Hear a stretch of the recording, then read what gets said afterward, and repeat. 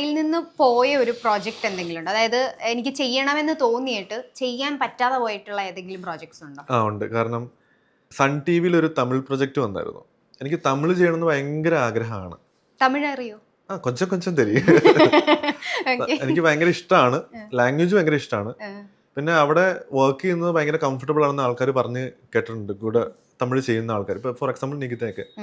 അപ്പോൾ എനിക്ക് അവിടെ വർക്ക് ചെയ്യണം, ഒരു തമിഴ് പ്രൊജക്റ്റ് ചെയ്യണമെന്ന് ഭയങ്കര ആഗ്രഹം ഉണ്ടായിരുന്നു. അപ്പോൾ അതൊരെണ്ണം സൺ ടി വിയിൽ ഒരെണ്ണം അപ്രൂവ് ആയി. ആ സമയത്ത് IPL വന്നപ്പോൾ സൺ ടി വി സ്പോൺസർ ചെയ്യുന്നുണ്ട്. അപ്പോൾ അത് കുറച്ച് ഡിലേ ആയിപ്പോയി. അങ്ങനെ ഇരുന്ന സമയത്താണ് ഏഷ്യാനെറ്റിലെ ആദ്യത്തെ പ്രൊജക്റ്റ് വരുന്നത്.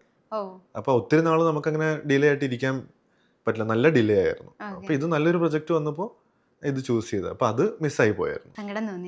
അത് കഴിഞ്ഞ് ഈ ഫസ്റ്റ് പ്രൊജക്റ്റ് കഴിഞ്ഞപ്പോഴും എനിക്ക് തമിഴ് പ്രൊജക്ട്സ് വന്നു. പക്ഷെ ഇത് വന്നു അന്നേരം.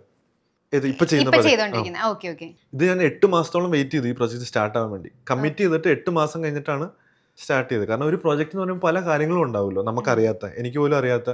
അതെല്ലാം ഒന്ന് സോർട്ടായി വരുമ്പോഴാണല്ലോ തുടങ്ങാൻ പറ്റത്തുള്ളൂ. അപ്പൊ 8 മാസം വെയിറ്റ് ചെയ്തതിന്റെ ഇടയ്ക്ക് ഒത്തിരി പ്രൊജക്ട്സ് വന്നു. ടെംപ്റ്റിംഗ് ആയിട്ടുള്ള പല പ്രൊജക്ട്സും വന്നു.